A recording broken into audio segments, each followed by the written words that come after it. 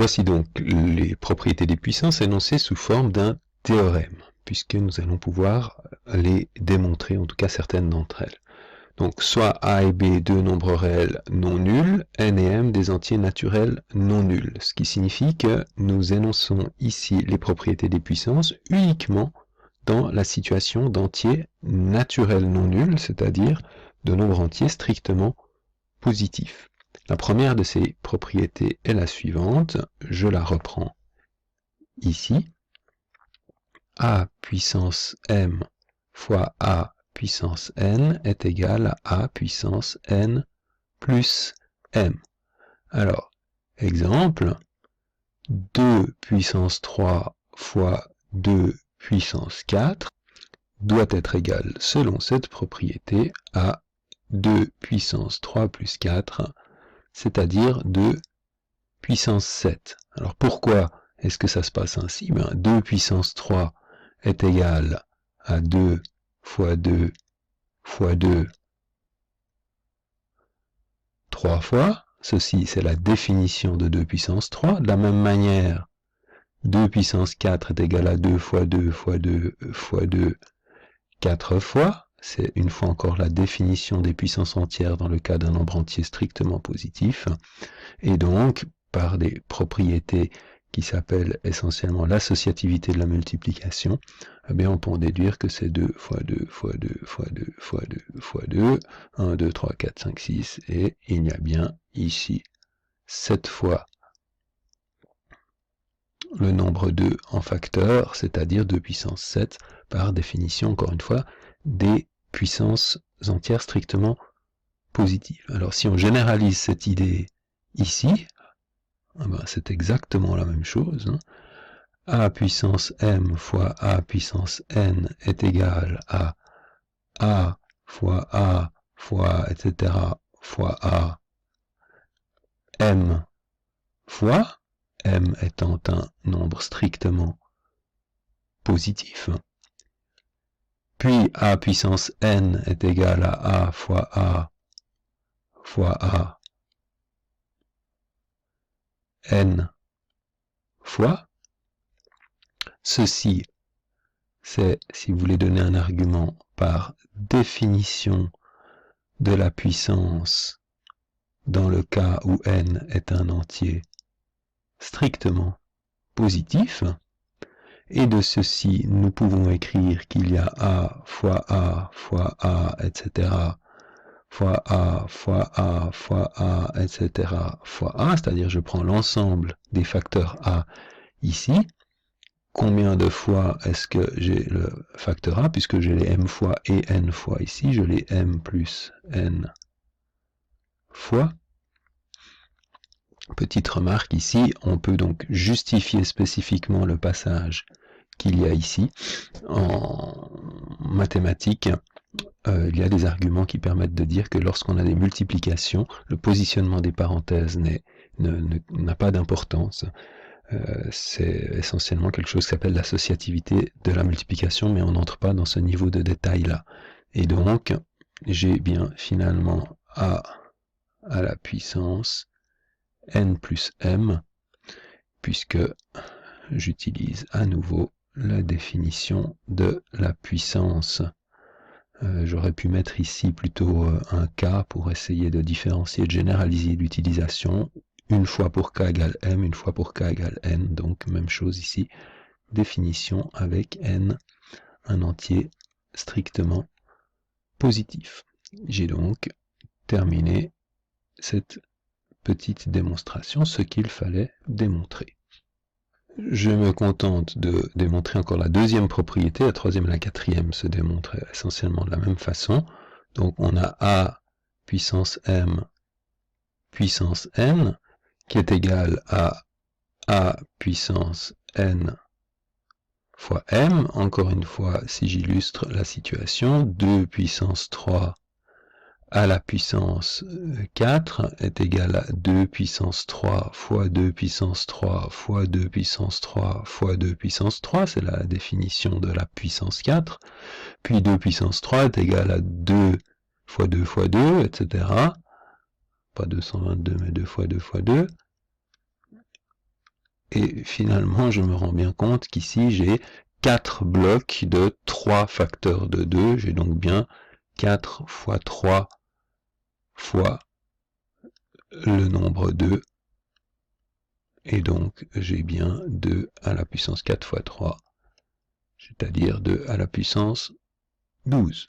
Alors, si je veux démontrer ceci de façon générale, eh bien, a puissance m puissance n est égal à a puissance m fois a puissance m fois, etc., a puissance m.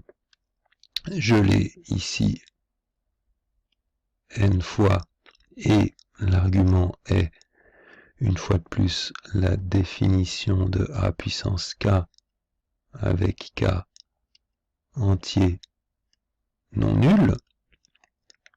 A puissance m lui-même est égal à a fois a, etc., fois a, donc cette seule première parenthèse est égale à a multiplié m fois.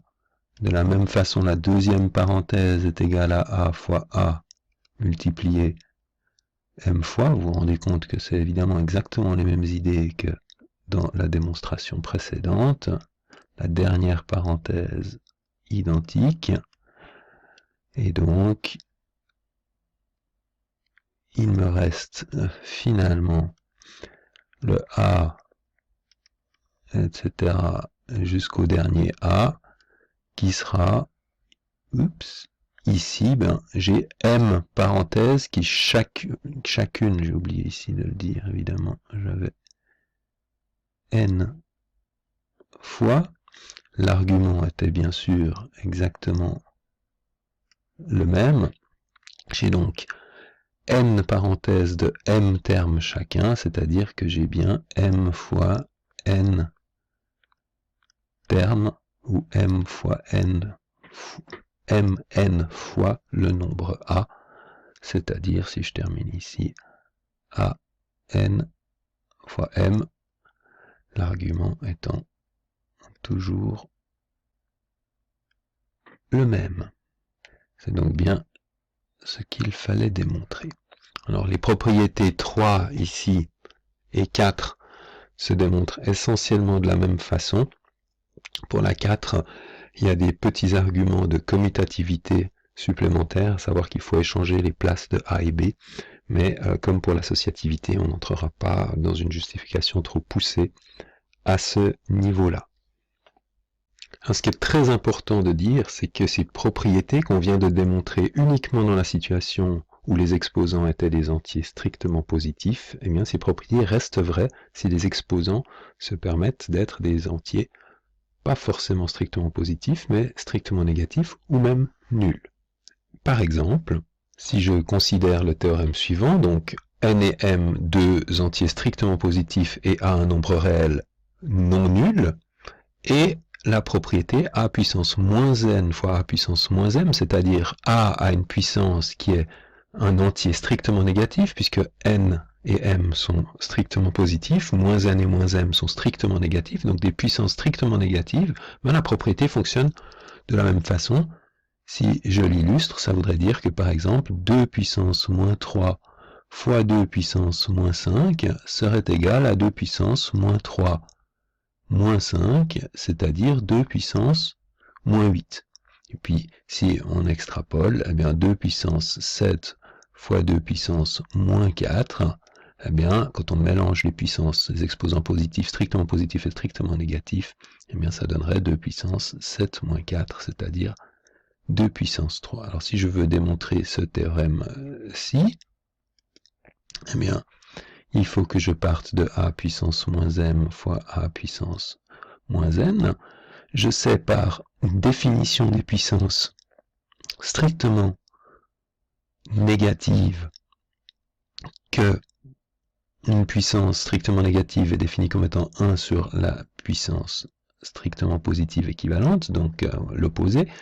Donc ça c'est la définition de a puissance k avec k, un nombre non nul et négatif. Excusez-moi, il faut évidemment pas que je mette n ici, mais il faut que je mette un nombre entier non nul et strictement négatif. Et puis, je continue maintenant. J'ai ici une fraction qui multiplie une autre fraction. Donc j'ai ici la multiplication des fractions. Donc multiplication des fractions. Puis j'ai ici a puissance m fois a puissance n, pardon, ici, donc ça fait a puissance m plus n. Ceci est très important de comprendre la logique, là.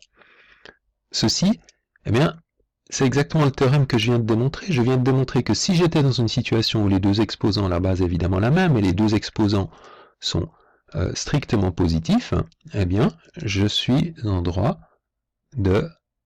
d'additionner les exposants. Donc ceci, l'argument ici, pas ça.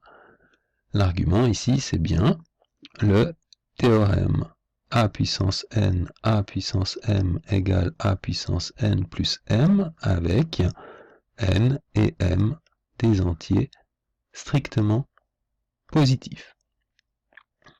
Maintenant, j'ai perdu ici mon n, c'est bien n.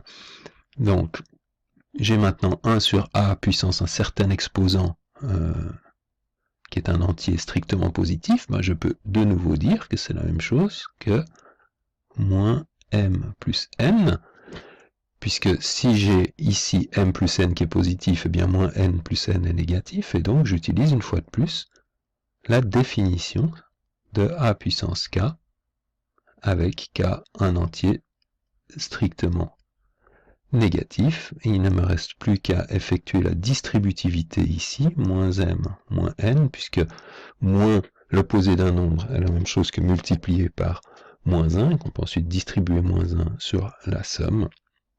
Donc j'ai ici la distributivité et j'obtiens la propriété qu'il fallait démontrer. Voilà, comme ça un peu décalé, on le remet pour bien voir ici qu'on avait bien démontré ce théorème-ci.